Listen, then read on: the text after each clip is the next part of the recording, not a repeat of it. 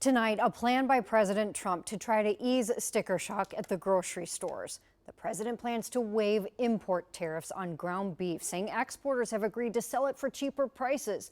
The Minnesota State Cattlemen's Association, though, opposing the move, warning government intervention could undercut American producers. Heidi Wigdahl here with why they say this is a short-term fix, Heidi, but could really create some long-term problems. Yeah, Jennifer, this is receiving criticism, including from some Republicans in office. The Minnesota State Cattlemen's Association says it's disappointed and does not support government intervening in the market this way.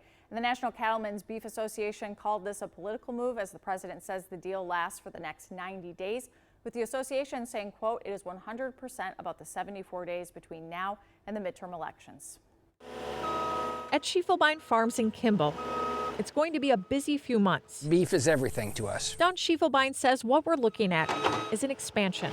They're increasing their feedlot capacity by 50%, going from a facility that can hold 2,000 cattle to 3,000. The president has been telling us we need to get beef priced right, and we did our part. We followed his orders and said, boy, we're going to help lead the charge in making more beef. But President Trump's new plan to lower beef prices temporarily allows up to 300,000 metric tons of ground beef to be imported into the U.S. with no out-of-quota tariff. The president says there's a commitment that this beef will be sold at 25% below current market prices.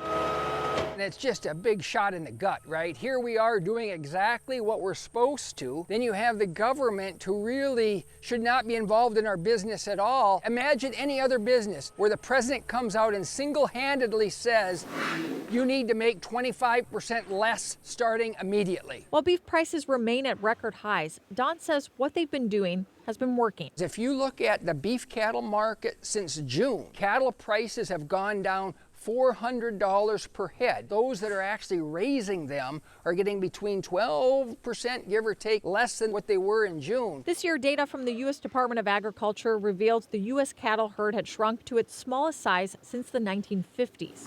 Among the reasons included rising costs and drought. Don says for those who were considering expanding, the president's move could change things. What he did on Friday was completely counterproductive to the long-term real way necessary to lower beef prices. Everything that we were building and trying to make all the incentives go to expansion, in one executive order or one trade agreement, he stopped cold in its feet.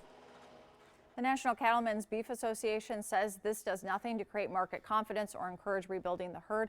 There are still a lot of questions, one of them being which countries the beef will be coming from, Jennifer. Yeah, lots of questions. You could just see the amount of work that he was doing on the farm. He has all plans still to move ahead with that expansion? Yes, a massive undertaking, and it should be all done within the next 2 to 3 months. Wow, well, we thank him for sharing all of that, Heidi. Thank you.